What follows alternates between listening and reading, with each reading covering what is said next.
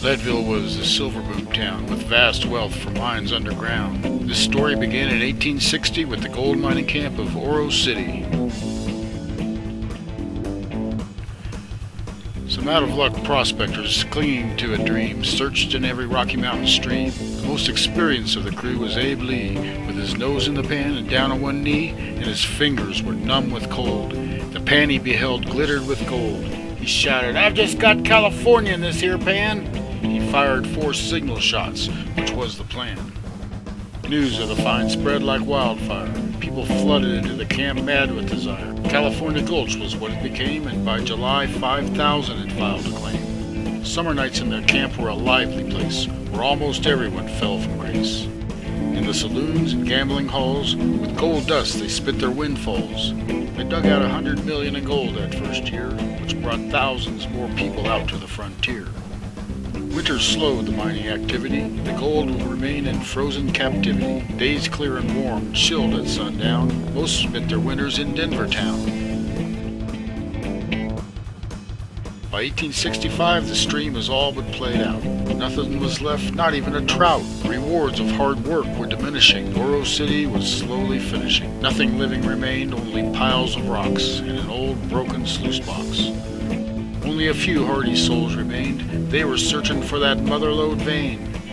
A problem they faced was some heavy black sand. It made more work for every hired hand. 12 years later, that sand was assayed to be the stuff from which fortunes were made. It carried 40 ounces of silver per ton. When the word got out, the silver boom had begun. This ore had to be smelted, but no one knew how to extract the metal from the residue. Educated mining men came from the east. From scrounging equipment, a smelter they pieced. Wood and Stevens are the men, it is said, who discovered the silver in the carbonates of lead that led to the silver camp's boom, and the gulch's savage splendor would resume. Those few men knew the worth of what waited for them inside of the earth, but no one could imagine its vastness. It was much more than anyone could guess. In an area of about 10 square miles that are now defined by all the tailings piles, pay dirt was found in every hole and became many a large bankroll. The Gallagher brothers came from Ireland. Though mining was a thing they did not understand, they wandered into the mining district. They asked where they could dig, but they were tricked. The old miners sent them on a wild goose chase. They told them to dig in an unlikely place. It was hard work, but they hit pay dirt soon, and after bragging about it in a local saloon, for $225,000 they sold their mine, and they left the frontier for a life more refined. When this story got out, people just poured into the town and the population soared. And so it happened that Leadville was born with the outlaw, gambler, and greenhorn. In 1877, Leadville began. It is still the highest city in the land. The first election was for mayor. People voted for Horace Tabor. Thousands of millionaires were made in Leadville with pick, shovel, dynamite, and drill. But out of all that investment and labor, one stood out, Horace Tabor. After trying his hand in the gold fields digging, Horace finally found his calling, storekeeping. Tabor grub-staked many a young miner. To all he came, he couldn't have been kinder. Pick, shovel, hammers and drill bits, candles, food, dynamite and blankets. He gave it all away, all in trade for a share of the money that their claim made. In this way his wealth became vast. Always generous, he spent it just as fast. Then into town came Baby Doe. She was an actress in some fancy show. What happened next was scandalous. His wife Augusta was furious. Baby Doe caught Tabor's eye. Soon he was looking for an alibi. Horace ran off with Baby Doe. Augusta walked off with a wad of his dough. There was plenty more where that came from. He made and blew a huge sum. They lived like royalty till the money disappears. They spent $100 million in 10 years. When Leadville began, there was no law. This turned out to be a major flaw. Hundreds of outlaws came to town. They robbed everyone when the sun went down.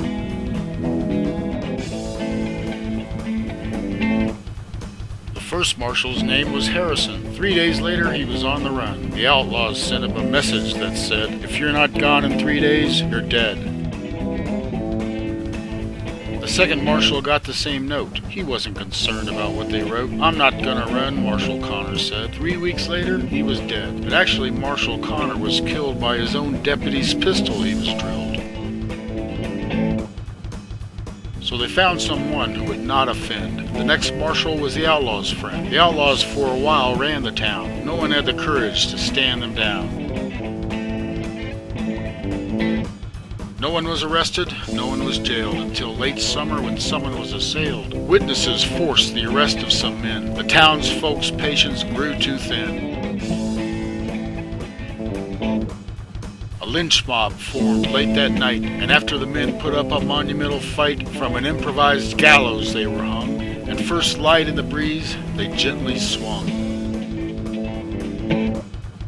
On a knife in the back of one was a list of 800 signatures of citizens who were pissed. The knife in the other's back gleamed in the sun with a list of the outlaws who had better run.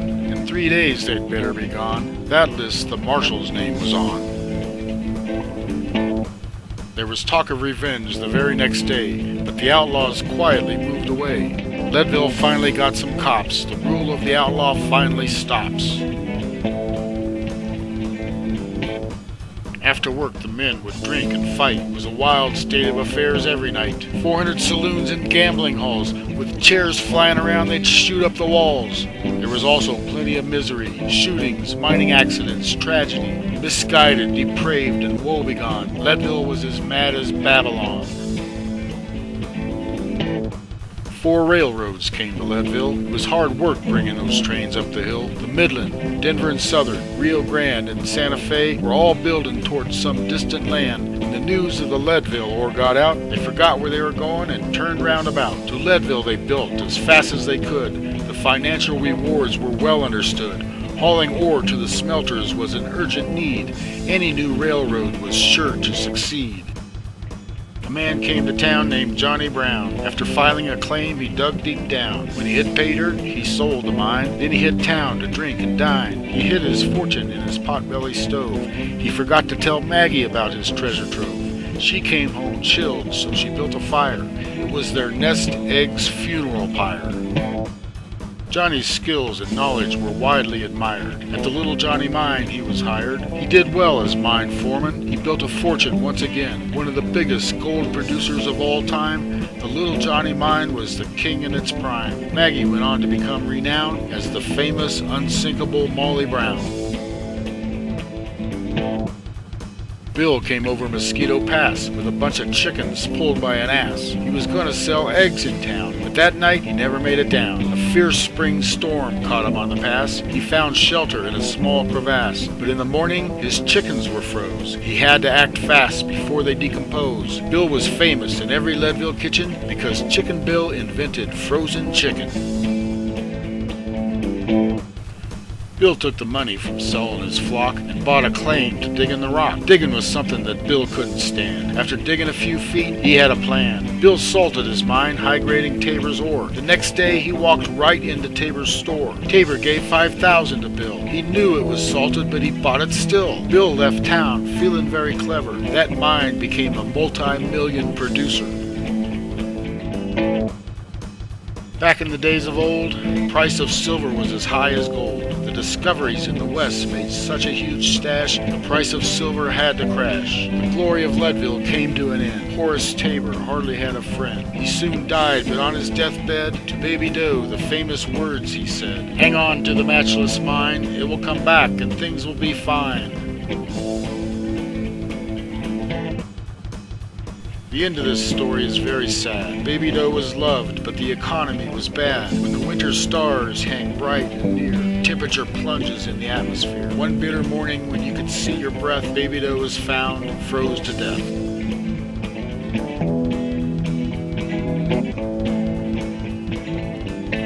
The winter of 1899 was the worst ever in thought and mind. Train passengers were stranded in terrible weather. 400 miners banded together. They dug snow off the tracks 4 days and 4 nights, up to Hagerman Tunnel's frozen heights. They rescued those people just in time, and they left the train till summertime.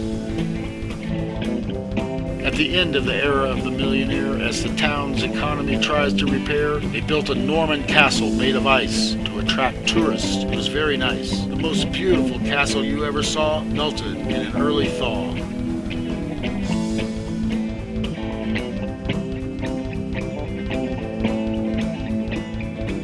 Aspen dances gold in the afternoon sun. Healing the scars of mining has begun. The mountains will always remain, though human activity will wax and wane. In geologic time, Leadville was a flash. Its glory ended with the silver crash. But Leadville has 9 lives, they say. The mountains are calling us to come and play. Mount Elbert and Massive, as king and queen reign. All of the mountains of the valley are their domain. We will always return to recognize the events of the majestic artistry of nature's elements.